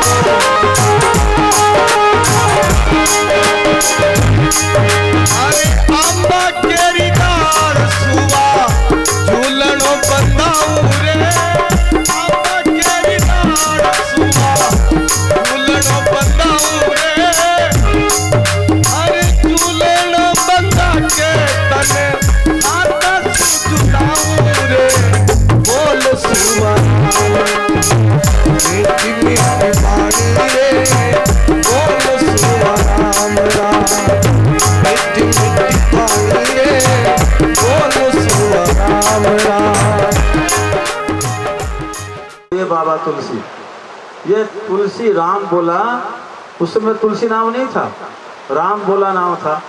राम बोला जब 5 वर्ष का हुआ तब चुनिया दासी भी मर गई। तो सबने कहा हो न हो ये तो अपशकुना है। सारे गांव शहर में ये बात फैल गई, ये राम बोला अपशकुना है। माँ को खा गया, पिता को खा गया, दासी ने पाला तो दासी को खा गया, ये तो बालक अपशकुना है। अब ये राम बोला, माताओं 5 वर्ष का राम बोला बालक, भूख लगती तो घर घर के सामने जाकर खड़ा होता और कहता भूख लग रही है, जोर से रोटी दो। पर इसको देखते ही सब किवाड़ बंद कर लेते। किवाड़ बंद करके कहा भाग भाग भाग, तो माँ को खा गया, पिता को खा गया, दासी को खा गया, तू तो अपशकुना है रे, जा भाग जा भाग जा। बालक 5 वर्ष का बालक दीनहीन अवस्था में भूखा पासा आकुल व्याकुल होकर गिर गया है। तब कहते हैं माँ पार्वती एक ब्राह्मणी का वेश बनाकर आई और माँ पार्वती ने पीपल के नीचे इस छोटे से बालक को ले जा करके अंक में बैठाया, अपनी गोदी में बैठाया और कहा चिंता मत कर लाल, मैं तेरी माँ बनकर तुझे पालूंगी, तुम्हें समय समय पर खाना खिलाऊंगी, मैं तेरी माँ हूँ। ऐसा बालक राम बोला को माँ पार्वती ने कहा। और माताओं 2 वर्ष तक पीपल के नीचे समय समय पर माँ पार्वती ने राम बोला को भोजन करवाया, शरीर रखा। 7 वर्ष के हुए तुलसी, राम बोला तब एक बार देव योग से महाराज नरहरि भगवान आए। नरहरि साधु रामानंद जी के शिष्य थे। नरहरि आए और नरहरि ने कहा, राम बोला तू मेरे पास चल, मेरे साथ चल। जैसे हमारे साधु पूज्य चरण छोटे से बालक को कोई भी कहते हैं, कोई माँ होती है बाबा जी मैं तो दुखी होगा, बहुत पीड़ा में। हाँ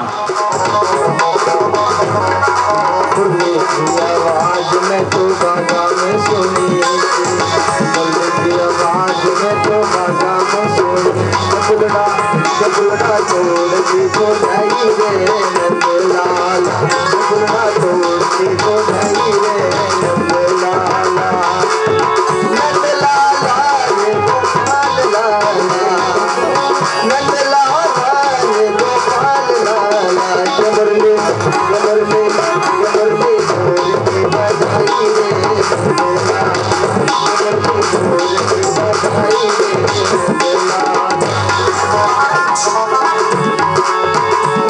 नंदलाला, नंदलाला रे गोपाल लाला, नंदलाला रे गोपाल लाला, मुरली ढोल की बजाई रे नंदलाला, मुरली ढोल की बजाई रे नंदलाला, मुरली ढोल की बजाई रे नंदलाला। भगवान मेरे ध्यान में नहीं आए हैं। रची महेश भगवान शंकर ने इसकी रचना की है, निज मानस राखा और फिर अपने मन में इसको धारण किया है और योग के पात्र जानकर पार्वती को इस कथा को सुनाई है।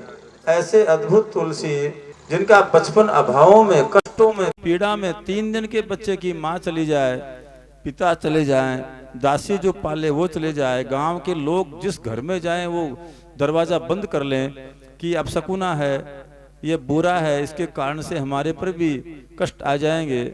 और भूखा प्यासा 5 वर्ष का बालक, आप कल्पना करो।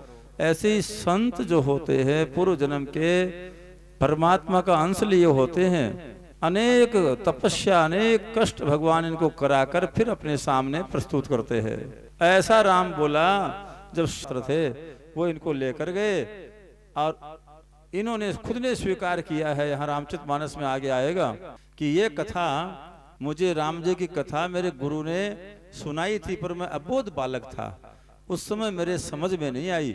अब उम्र से अबोध बालक थे, एक आयु से अबोध बालक थे या समझ से अबोध बालक थे। आज अपनी उम्र चाहे 50, 60, 70 साल हो गई हो, पर जब तक जागे नहीं ना तब तक अबोध ही है। माँ कौशल्या कहती है, रामचरितमानस में आएगा, ध्यान से सुनना। महाराज तुलसी बाबा ने स्वीकार किया है कि मैं समझने में अबोध था और इस कारण से मैंने समझ नहीं पाया। तो सदगुरु नरहरि महाराज ने तुलसी बाबा को अध्ययन के लिए काशी भेजा और माताओं अनंत शेषनाग जी के अनंत शेष जी महाराज के पास उन्होंने विद्याध्ययन किया। और 29 वर्ष की जब आयु हुई तुलसी बाबा की, तो देखो ये माया संतों को भी कैसे हैरान करती है। सदगुरु को ध्यान में आ गया कि तुलसी की विवाह की इच्छा है, तो सदगुरु ने कहा तुलसी गांव जाओ। गांव गए, कथा वगैरह करने लग गए थे, संस्कृत पढ़ ली थी, काशी में अध्ययन हो गया था, योग्य गुरु के चरणों में अध्ययन हो गया था। और फिर राजापुर आए तो तैस नैस था, मकान सब फिर थोड़ा बहुत जमाया और वहीं पर कथा करने लगे तुलसी बाबा 29 वर्ष की आयु में। पास में नदी के उस पार गांव था वहां पंडित जी को लगा अच्छी कथा करते हैं और बढ़िया ब्राह्मण बालक है, तो उनकी लड़की थी, लड़की का नाम था रत्नावली। तुलसी बाबा का विवाह अपनी बच्ची रत्नावली के साथ कर दिया। अब तुलसी के तो अंदर की इच्छा थी, इसके लिए तो गुरु ने भेजा ही था। शादी होने के बाद रत्नावली में इतने आसक्त हो गए तुलसी माताओं, साधारण आदमी की तो बात क्या करें कि एक दिन के लिए भी पत्नी को पीर जाना ऐसा मंजूर नहीं हुआ।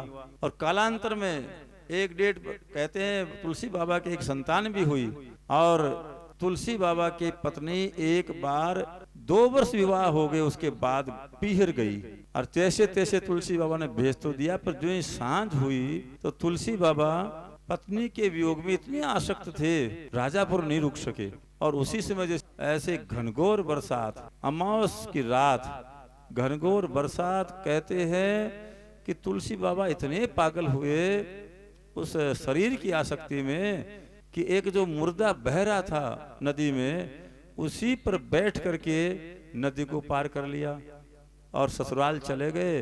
ऐसी भी किदवंती लिखा भी है, इसमें किदवंती नहीं है, रामचरितमानस में जीवनी में लिखा है कि सांप जो लटक रहा था उसी को रस्सी समझकर, ये पता था तुलसी बाबा को कि पत्नी का जो आवास है वो पहले माले पर चौबारे में है, तो सांप को रस्सी समझकर ऊपर पहुंच गए तुलसी बाबा, और पत्नी को थोड़ा किवाड़ों को बजाया, और रत्नावली ने किवाड़ खोले, देखते ही अवाक रह गई।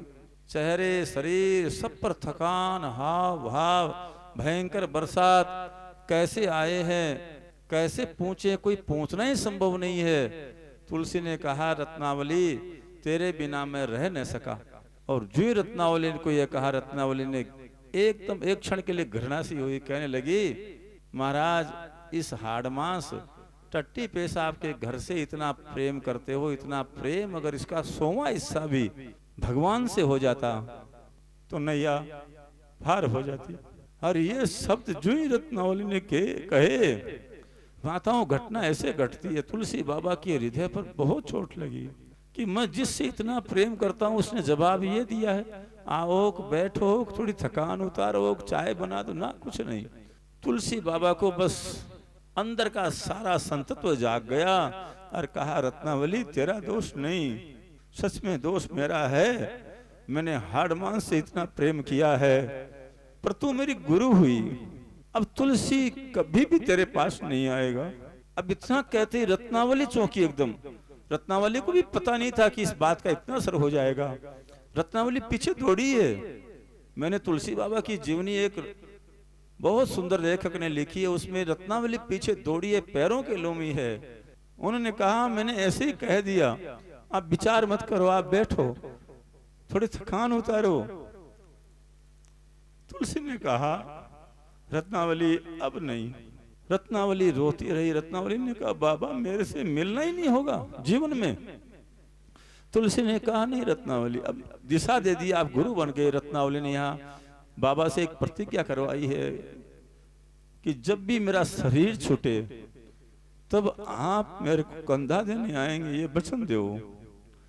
और ये माताओं विचारणीय बिंदु है। रत्नावली भी 104 साल की हुई थी, बाबा की 126 साल उम्र से। रत्नावली का तुलसी ने एक जगह कहा है कि मेरी पत्नी को मैंने वादा किया था शरीर छोड़ने पर मैं कंधा दूंगा, इसलिए मैंने उम्र लंबी ली, क्योंकि रत्नावली की उम्र लंबी थी। और इस कारण से रत्नावली जब अंतिम सांस ले रही थी तब तुलसी पहुंचे हैं। वो दृश्य भी बहुत सुंदर वर्णनातीत है, किस ढंग से रत्नावली ने प्रणाम किया है, किस ढंग से तुलसी ने कंधा दिया है। पर तुलसी यहाँ वहां सब जगह घूमते रहे। 3 बार रत्नावली ने मिलने का प्रयत्न किया है। किसी ने कहा दीनहीन हो गई, पति बिना पत्नी की भी स्थिति क्या होती है आप समझ सकते हो, गृहस्थी है सब। रत्नावली यहाँ वहां भटकती रही। 3 बार बाबा से मिलने का प्रयत्न किया, पर बाबा ने पीछे मुड़कर भी नहीं देखा। और जब पता चल जाता रत्नावली आ रही है, रत्नावली को पीठ की एक बार बात की है कि माँ मेरा वो समय निकल गया, आपने मुझे समय पर चिता दिया और भगवान के भजन में लग गया। ऐसी वैराग्य आया। ऐसा देखो माताओं, जब वैराग्य आते से एक माता हाथ पकड़कर कह रही थी नाचो, ये जबरदस्ती आप नचवा भी दोगे तो क्या न्याल करेंगे। ये तो रोम रोम नाचता है जी। जब अंदर से भाव जागता है, वैराग्य आता है, तो कोई रुक सकता है क्या? उसमें लज्जा के, शर्म के, हैत कुछ नहीं रहता है। क्या कहेंगे लोग, ये भाव सच्चा वैराग्य ऊपर ऊपर लहर गिरने से पार नहीं होते। माताओं, इस सत्संग से सार निकालो, और तुलसी ने यही सार निकाला। गृहस्थी छूट गई। 53 वर्ष की आयु थी तुलसी बाबा की। तुलसी बाबा को जिज्ञासा, पहले जिज्ञासा होती है कि भगवान हैं कि नहीं, फिर वह जिज्ञासा मुमुक्षुता में बदलती है, फिर वह तितिक्षा में बदलती है, वेदना में बदलती है। अवस्थाएं हैं। तुलसी बाबा की अवस्था तितिक्षा में बदली। एक दिन लोटा लेकर और निवृत्त होने गए। आंकड़े में बचा पानी डाला। आंकड़े में एक प्रेत रहता था, और प्रेत ने प्यास बुझी, तो इसने शरीर छोड़ते समय प्यास लगी हुई थी, बोल पाया नहीं, इंद्रियां काम की नहीं, और बस प्यासा ही शरीर छूट गया। तो पानी की तृष्णा रह गई, इसलिए प्रेत तो बन गया, पर व्यक्ति अच्छा था, कर्म अच्छे थे। प्रेत योनि में अंतिम वासना पानी के रहने से, शरीर छूटने से प्रेत बना था। तुलसी बाबा ने पानी का वो प्यास बुझाई, और प्रेत प्रकट हुआ, और उसने कहा मैं बहुत प्यासा था। आप कहते हो ना पितरों को पानी पूछता है क्या? महाराज पूछता है, विज्ञान है। और वो जो प्रेत मिला उसको पूछा कि मैं आपको आपकी इच्छा पूरी करना चाहता हूँ। और तुलसी बाबा ने कहा हमारी तो एक ही इच्छा है, परमात्मा से मिलने की, राम से भेंट करा दो। प्रेत ने कहा ये सामर्थ्य मेरी होती तो प्रेत योनि में जाता नहीं, उपाय बता सकता हूँ। और माताओं, ये बनी घटना है, उपाय बताई कि जो सत्संग होता है उस सत्संग में हनुमान जी आते ही हैं, किसी न किसी रूप में। क्यों? हनुमान जी को अष्ट सिद्धि और 9 निधि ये खुद के पास भी है, और दूसरे को देने की सामर्थ्यता भी उस दिन आ गई जिस दिन वो लंका में माँ जानकी की खोज में गए। और माँ भक्ति जब मिली तो पता है भक्ति ने क्या कहा? अजर अमर गुण निधि सुत हो, करहु बहुत रघुनायक छोहु, अष्ट सिद्धि नव निधि के दाता। आज से आप अष्ट सिद्धियां और 9 निधि किसी को देने की सामर्थ्य भी आपके पास आ गई है। ये जानकी का वरदान था। इसलिए हनुमान जैसा कोई सहायक नहीं। हनुमान जी का एक ही रस है, बाकी कोई रस नहीं। प्रभु चरित्र सुनबे को रसिया। जहां भी सत्य का चर्चा होती हो, सत्य का संग होता हो, उनकी चर्चा सुनने का रस है हनुमान जी का। इसलिए वो आते हैं, 5-7 लोग बैठते हैं। तुलसी बाबा को समझा दिया। तुलसी बाबा घूम आए और फिर प्रेत के पास गए कि मुझे तो कोई हनुमान जी दिखे नहीं। और उनका पीछे कम्बल ओढ़कर जिन मक्खियां भिनभिना रही है, मच्छर भिनभिना रहे हैं, उनकी ओर कोई देखता नहीं, सबसे दूर बैठे हैं वो हनुमान जी हैं, ऐसा कहा।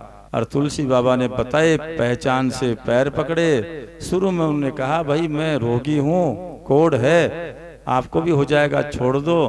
पर हनुमान जी ने कहा मुझे सही व्यक्ति ने भेजा है, आप प्रकट हो। तो हनुमान जी प्रकट हुए और हनुमान जी ने कहा ठीक है मैं दर्शन कराऊंगा, सदगुरु बने।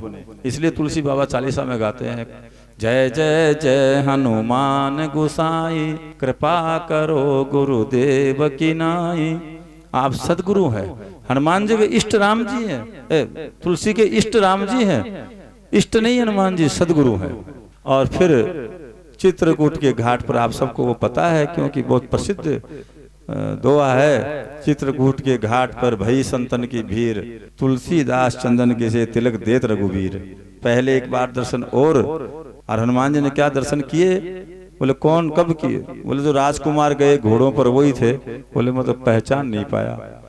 तो हनुमान जी ने कहा दोबारा, और दोबारा आए और फिर भी नहीं पहचान रहे थे। 2 राजकुमार आए, कहा बाबा चंदन किस रहे हो? कहा हाँ चंदन किस रहे? तो कह जरा हम भी लगा ले। लगा लो भैया।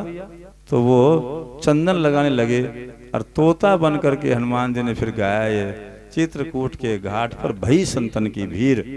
और तुलसीदास चंदन घिसे तिलक देत रघुबीर। तब हनुमान जी के कहने से, सदगुरु के कहने से संकेत मिला और चरणों में गिरे। ऐसे 53 वर्ष की आयु में राम लक्ष्मण अपने इष्ट के तुलसी बाबा ने दर्शन किया। यह पूरा लिखा है जीवनी में।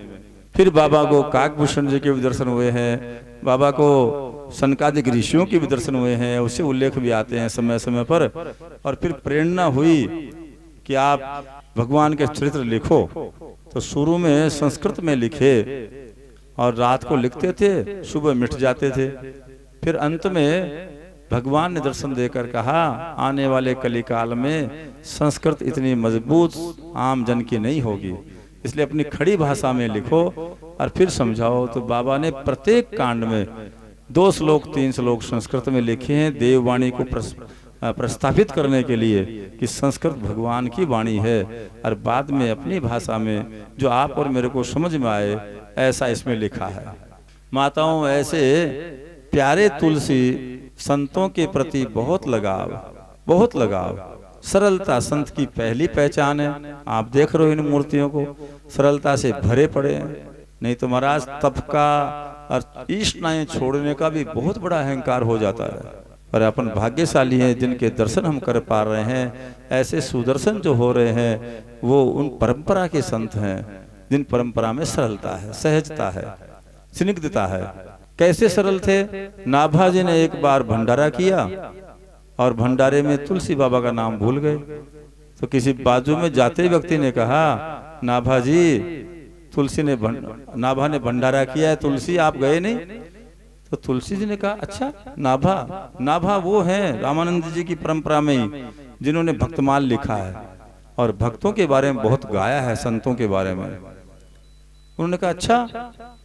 तो तुलसी खड़ाऊ पहनी और चल पड़े। तो बोलने वाले ने कहा बिना बुलाए। तो तुलसी ने कहा, नाभा मेरा बेटा है, भूल गया होगा, क्या हो गया? अनेक काम में भूल जाता है आदमी। यह है सरलता। चल दिए, पहुंच गए और देखा तो वहां भीड़ भाड़ बहुत थी।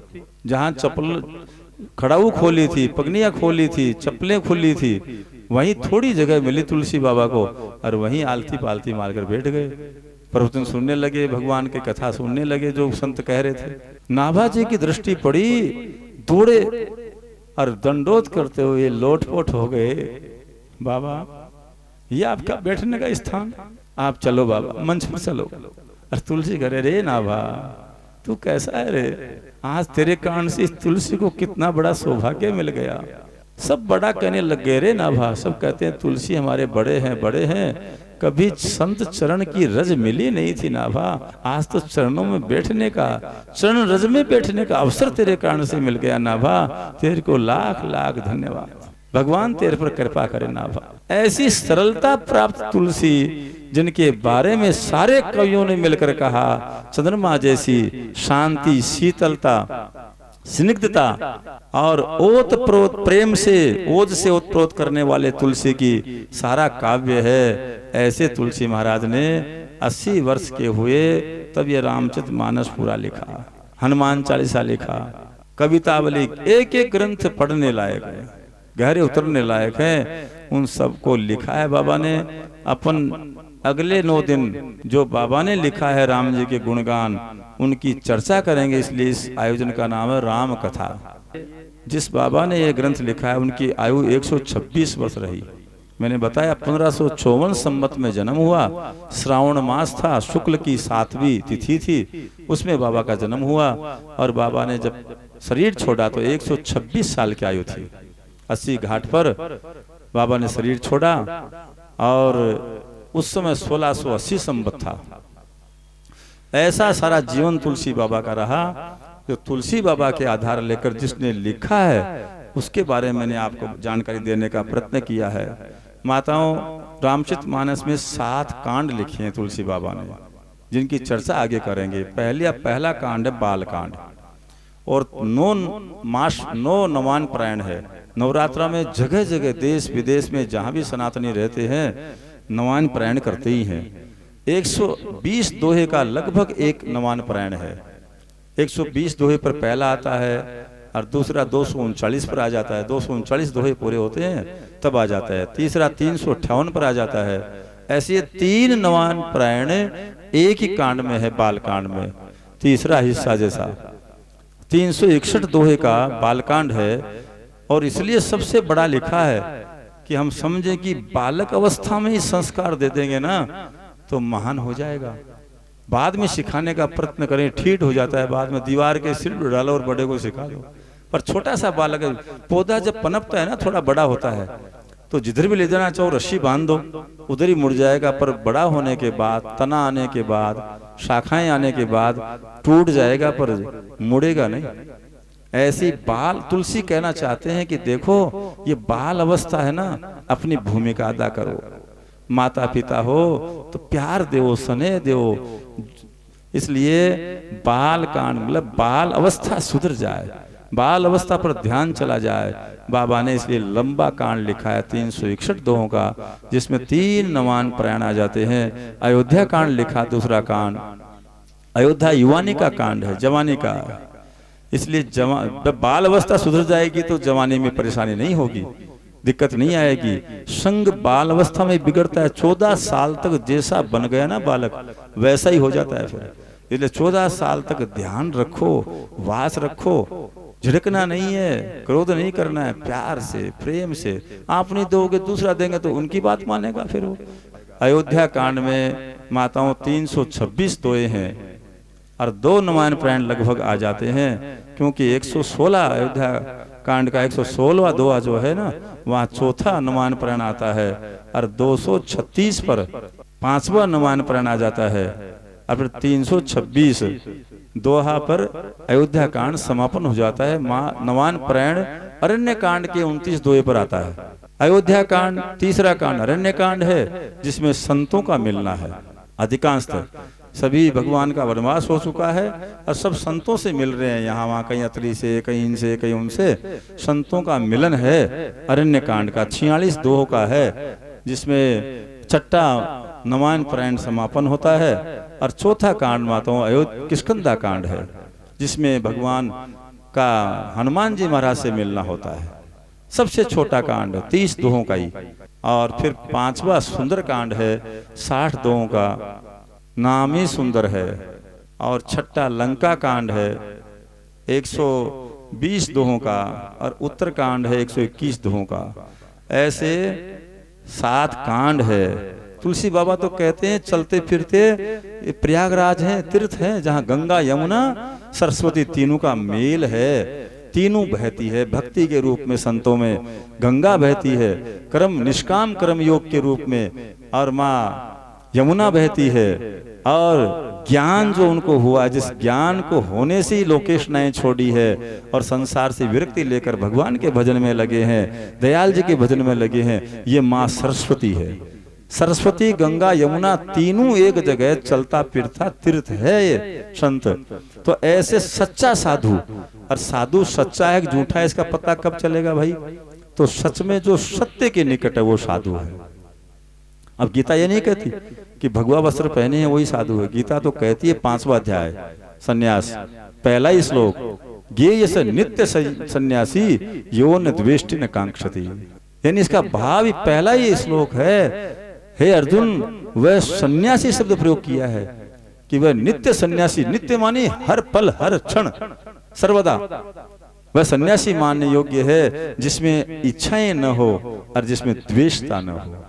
अपमान कर दिया तो भी वाह अच्छा भला, द्वेष नहीं हो और इच्छाएं नहीं हो, वह सन्यासी मानने योग्य है। तो ऐसा रामचरितमानस में भी जब आगे बढ़ेंगे अपन, तो तुलसी बाबा ने 3-4 जगह, कभी राम जी के मुंह से और कभी काकभूषण जी के मुंह से संतों की परिभाषा करवाई है। उसमें आएगा जो संत इस ढंग का हो, जो केवल भगवान के भरोसे हो और सब में भगवान देखकर प्रेम करे, स्वार्थ कुछ न चाहे, जितना कम से कम लेकर के अधिक से देने की भावना हो।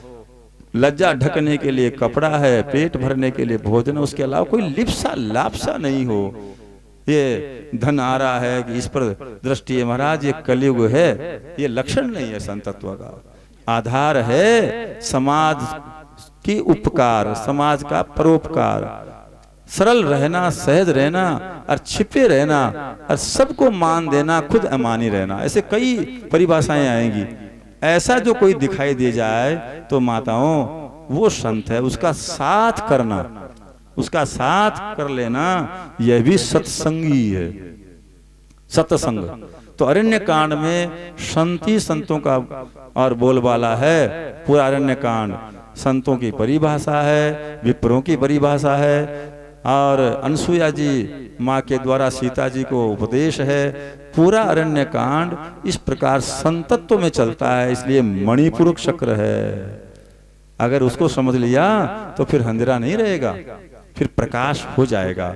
और देखो, और मूल बात आप ध्यान करो, जितने भी पंथ होंगे सब ने कहा है घटी नाभि के पास ही वह सत्य है, और जहाँ स्वादिष्टान चक्र है वहीं मैया है जगदम्बा, जिसको मूला, जिसको कुंडलिनी कहा, शक्ति केंद्र कहा, वह मूल रीढ़ कर्ण के मूल में है। तो मूल जो मैया का है उसके लिए बालकांड है, स्वादिष्टान चक्र के लिए अयोध्या कांड है, और अरण्य कांड मणिपुर जगाने के लिए है। किष्किंधा कांड अनाहत, किष्किंधा कांड में हनुमान जी आ जाते हैं, और हनुमान जी भक्तों के शिरोमणि है। भक्त हनुमान जी ऐसे हैं जिनको दास होने पर गर्व है, और वो गर्व से कहते हैं मुझे दास कहो, सेवक कहो, मुझे इसी में आनंद है। और दास और सेवक होते हुए भी हनुमान जी सर्वोपरि हैं। और तुलसी तो कहते हैं और देवता चित्त न धरही, हनुमत से सर्व सुख करही। थोड़ा सा भी तुलसीदास पर विश्वास है तो आपको और मेरे को भ्रम नहीं रहना चाहिए। और तुलसीदास बाबा जब ये हनुमान चालीसा लिखा, मुझे ध्यान में आ गया, तो गुरु नानक के छोटे बेटे थे सुंदरदास जी महाराज। ये दादूपंथी सुंदरदास जी नहीं, गुरु नानक के बेटे, उदासीन संप्रदाय चलाया जिन्होंने। उनको अचानक त्रिकालदर्शी थे, ध्यान में आया कि छिपरा का किनारा है और उज्जैन का कुंभ चल रहा है, और तुलसी बाबा हनुमान जी सदगुरु हैं उनके, अपने सदगुरु की कीर्ति में कुछ गुनगुनाएंगे, कुछ प्रस्फुटित होंगे शब्द। अपने शिष्यों को कहा जाओ लिपिबद्ध कर लो उसको। तो जो हनुमान जी के लिए गाया है छिपरा नदी में कुंभ में स्नान करते करते, और उसी समय घटना है जब मीरा मैया ने पत्र भेजा तुलसी बाबा को। तुलसीदास जी उज्जैन जा रहे थे, चित्तौड़ होकर ही जा रहे थे, तो किसी ने कहा मैया अयोध्या से संत जा रहे हैं तुलसी बाबा। तो मीरा ने एक पत्र लेकर भेजा, और तुलसी बाबा हमारी एक प्रश्न है। हाँ, सास कहे कुल, सास कहती है मैं कुल को नाश करने वाले हूँ, कोई कहती है साधुओं के साथ बैठ बैठ कर मैंने लज्जा शर्म खो दी है, कोई मुझे कुछ कहते हैं बहुत अपमान, मारने के लिए कोई जहर देते हैं, कोई सांप पिटारा भेजते हैं, भूता महल में रखते हैं, ऐसा सारा हो रहा है, तो मैं सही लाइन पर तो हूं ना, आप मुझे बताओ। ऐसा तुलसी बाबा को पत्र लिखकर भेजा। तुलसी बाबा ने उसी पत्र के पृष्ठ पर लिखकर भेजा है, पत्र है उनका मौजूद, मीरा मैया को लिखकर भेजा। जाके मीरा मैया 6 साल छोटी थी तुलसी बाबा से। मीरा जी का जन्म हुआ 1560 संमत में, तुलसी बाबा का 1554 में, 6 साल का अंतर था। पर तुलसी बाबा को मानती ज्यादा थी, तो तुलसी बाबा ने उसी कागज पर लिखकर भेजा, मीरा जाके प्रिय ने राम वैदेही तजिए ताहि कोटि भेरी सम यद्यपि परम स्नेही। मीरा कितना ही स्नेह हो, कितना ही अपनापन हो, अगर राम और जानकी जिनको प्यारे नहीं हो उनको छोड़ दो मेरा। उदाहरण दिए फिर भरत जी ने सगी माँ, भरत जैसे भगवान, भरत तो साधु स्वभाव के हैं, भरत जी ने सगी माँ को छोड़ दिया क्योंकि राम से दूर कर रही थी। हाँ, प्रहलाद जी ने सगे पिता को छोड़ दिया क्योंकि राम से दूर कर रहा था। विभीषण जी ने सगे भाई को छोड़ दिया क्योंकि राम से दूर कर रहे थे। इसलिए जो राम और सीता जिनको प्यारे न हो उनको छोड़ दो, इसी में भलाई है। और मीरा जी ने उसी दिन पत्र मिलते ही चित्तौड़ छोड़ दिया, 1 घंटा भी मीरा नहीं रुकी, सारा आप पढ़िए। मीरा ने उसी क्षण चित्तौड़ छोड़ दिया और वृंदावन वास कर लिया। वृंदावन से फिर द्वारिका चली गई। द्वारिका में इधर जो ही चित्तौड़ छोड़ा है मीरा ने, तो ही अकाल बरसात का होना बंद और भयंकर अकाल पड़ा है। मैंने मीरा जी की जीवनी में देखा कि वहां कुल पुरोहित थे, उन्होंने कहा, राणा ने बुलाया कि अकाल क्यों पड़ रहा है, क्या कमी हो रही है। कुल पुरोहित थे 80 वर्ष के बूढ़े, उन्होंने कहा राणा साहब आप नाराज नहीं हो तो एक बात कहें, आपने सात्विकता की मूर्ति साधु मीरा को निकाला है, इसलिए धरती तपेगी, अकाल होगा, कोई बचा नहीं सकता मेवाड़ को। राणा यद्यपि भक्त नहीं थे उस समय, उदय सिंह जी नहीं बने थे। राणा ने कहा उपाय, बोले उपाय तो एक बार उस मैया को वापस ले आओ धरती पर, तो धरती जाग जाएगी, बरसात भी हो जाएगी। राणा ने ऑर्डर दिया उसी को, जाओ लेकर आओ। माँ मीरा से मिलने गए वो ब्राह्मण देव, द्वारिकाधीश के मंदिर में मिली है, पागड़ी रख दी आगे और कहा बेटा मैं तेरे बाप के बराबर का हूं, मेवाड़ त्रसित हो गया है, भूखे मर रहे हैं, जल की बूंद नहीं है जब से तूने मेवाड़ छोड़ा है।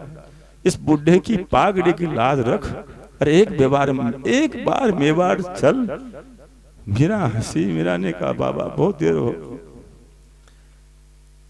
ब्राह्मण देव ने कहा मैं लिए बिना नहीं जाऊंगा, तेरे यही प्राण छोड़ दूंगा, पर मेवाड़ नहीं जाऊंगा तेरे को बिना लिए।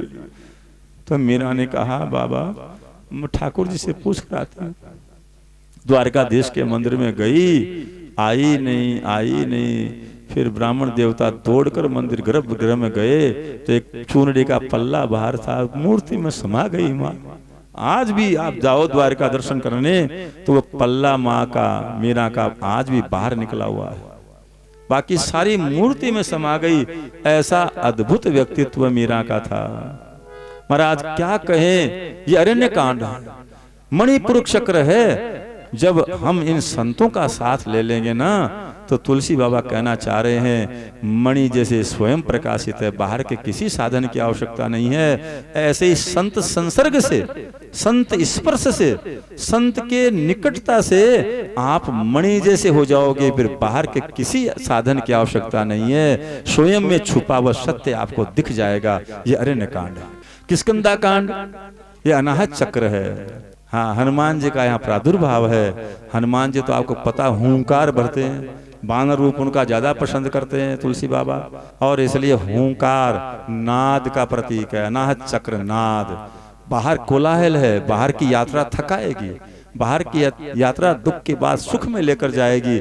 इसलिए यहाँ किष्किंधा कांड लिख करके तुलसी बाबा कहना चाहते हैं जीव हनुमान की शरण में आ, गोरख की तरह, दादू की तरह, पलटू की तरह नाद सुनेगा तू।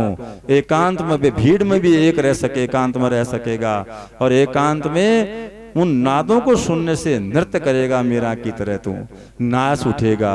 ये किष्किंधा कांड का असर है। इसलिए तुलसी बाबा सबसे छोटा 30 दोहे का किष्किंधा कांड, और आपको मैं व्यासपीठ से पूरी खातरी से कह रहा हूं, आप किष्किंधा कांड, सुंदरकांड तो है ही, पर किष्किंधा कांड पढ़कर देखिए, आप स्वयं जागृत हो जाएंगे, ध्यान अवस्था में जाना प्रारंभ हो जाएंगे। अनुभव है। किष्किंधा कांड 30 दोहे का है, पर सबसे छोटा कांड होते हुए भी आपको नाद की गूंज सुना देगा। किष्किंधा कांड पढ़ते पढ़ते और हृदय के पास जो अनाहत चक्र है वो जागृत होगा, और नाद की आवाज आप सुन सकेंगे। उस आवाज में आप मस्ती में, लहर में रहेंगे। और सुंदरकांड ये विशुद्ध चक्र है, कंठकूप के पास विशुद्ध चक्र। सुंदर नाम इसीलिए दिया कि भक्त और भक्ति का मिलन है। हनुमान जी महाराज माँ जानकी से यहाँ मिलते हैं, भक्त और भक्ति का मिलन है। और हनुमान जी की यात्रा एक जीव से शुरू होती है, जीव फिर साधक के पास जाती है, कैसे कैसे बाधाएं पार करते हैं सुंदरकांड में वर्णन आएगा। और उसके बाद माँ भक्ति से मिलन होता है, और भक्ति कह देती है अजर अमर गुण निधि सुत होहु, करहु बहुत रघुनायक छोहु, और करहु कृपा अस सुनि काना, निर्भर प्रेम मगन हनुमाना। हनुमान जी मग्न हो जाते हैं, निर्भर हो जाते हैं। और इसलिए विशुद्ध का अर्थ है शुद्ध भाव, भेद रहित बुद्धि। सातव मय जग जग मय देखा, जग में परमात्मा को देखें और परमात्मा में संसार को देखें। यह विशुद्ध भाव सुंदरकांड से आएगा। इसलिए विशुद्ध और चक्र है। महाराज लंका कांड आज्ञा चक्र है। भवों के बीच लंका कांड में रावण, कुंभकर्ण और मेघनाथ 3 दुर्दम्य योद्धा हैं, बाकी अनेक राक्षस हैं। काम, क्रोध, मद लोभ नाथ नरक के पंथ, सब परिहरे भजऊं भजऊं जय संत। यह संदेश है, गीता भी कहती है ये काम क्रोध और लोभ यही नरक के रास्ते हैं। और यहाँ काम का प्रतीक रावण है, क्रोध का प्रतीक महाराज मेघनाथ है, और लोभ का प्रतीक यहाँ कुंभकर्ण है। काम क्रोध लोभ जब तक है चित्त में तब तक सत्य की प्राप्ति नहीं है। जहाँ काम है वहाँ राम नहीं, वहाँ राम नहीं रह सकता। ठाकुर रामकृष्ण परमहंस कहा करते थे, अरे नरेन जानता है तू सुई की नोक में से ऊंट निकाल सकता है, पर जहाँ कांचनी और कामन है वहां भक्ति नहीं मिल सकती नरेन। ऐसा कहते थे ठाकुर। कांचनी का मतलब माया और कामन का मतलब काम स्त्री, ये दोनों का विरोध यहाँ बताया है। अर्थात लंका कांड आज्ञा चक्र, आप दृष्टा हो, आत्मा स्वरूप हो, मालिक हो, शरीर मन बुद्धि दृश्य हैं। ये दृष्टा की तभी आज्ञा मानी जाएगी, शरीर मन बुद्धि अपने नियंत्रण में रहेंगे, कहे में रहेंगे, जब हम इस आज्ञा चक्र को जगा लेंगे, आज्ञा मिलते ही ये पालन करेंगे। ऐसे जो होगा तब जब लंका कांड को समझ लेंगे, अर्थात सोने जैसा जो अहंकार है वो खत्म होगा और काम क्रोध लोभ रूपी रावणों का खात्मा होगा, तब आज्ञा चक्र जाग जाएगा। इसलिए तुलसी बाबा सुंदरकांड में कहते हैं, हाँ नान्या स्प्रारब्धते हृदय स्मृति सत्यम बदामित भवान खिलांतरात्मा रघुपूर्वम निर्भक्ति कामा आदि दोष रहितम कुरु मानसम च। हे भगवान, मैं आपको प्रणाम इसलिए कर रहा हूँ कि मेरे हृदय को काम आदि दोषों से रहित कर दो, जिससे कि आपका भजन और भक्ति हो सके। ये आज्ञा चक्र है। अरे माताओं, सहस्त्र सार केंद्र, जहाँ से योगी और सिद्ध सारे लोकों में, महर लोग, तप लोग, जन लोग, क्योंकि यह जो देवताओं की स्थिति है स्वर्ग लोक तक है, स्वर्ग लोक तक सुख दुख है, परंतु स्वर्ग लोक से ऊपर जब महर लोक, तप लोक, जन लोक और गोलोक ब्रह्मलोक में जाते हैं तो वहां न सुख है न दुख है, वहां आनंद ही आनंद है। और ब्रह्मा जी के साथ विलय होकर के योगी फिर भगवान के प्रलय काल में चले जाते हैं। वह जो उत्तरकांड है वो सहस्त्र सार केंद्र है। सहस्त्र सार केंद्र से योगी फिर मृत्यु प्राप्त करते हैं, प्राणों को निकालते हैं। इसी को उत्तरायण मृत्यु कहते हैं। और विश्व पितामह ने इसी मृत्यु को स्वीकार किया। बाकी जो जीव है अधो मार्गों से उनके प्राण निकलते हैं। इतना समझ लीजिए तो 7 कांड नहीं, ये 7 सोपान है परमात्मा की प्राप्ति के। इनको समझ कर गाएं और एक एक कांड जो जो गहरे डूबेंगे ना, त्यों त्यों आपको नया नया रहस्य खोलेंगे, नए नए रहस्य। एक है अर्थ जो यहाँ लिखा है, चौपाई है, छोड़ चाली रे मीरा छोड़ चाली रे, छोड़ चाली रे मीरा छोड़ चाली रे, मतवाली रे छोड़ चाली रे मीरा छोड़ चाली रे, मतवाली मीरा देवता न छोड़ चाली रे, मतवाली मीरा देवता।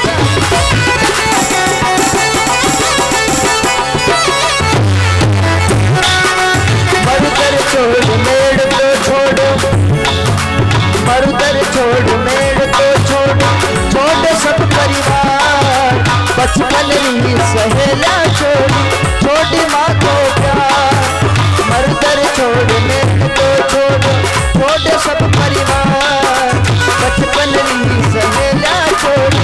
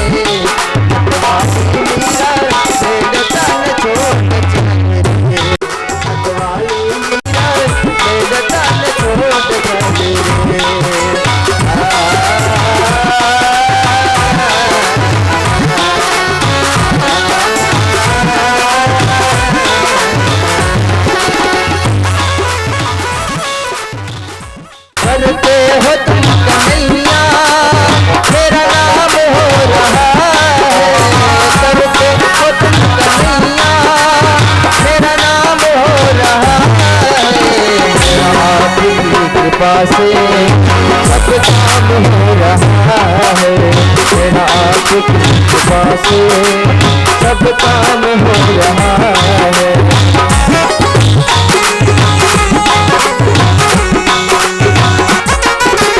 पतवारी के बिना ही मेरी नाव चल पड़ी है, पतवारी के बिना ही मेरी नाव चल पड़ी है।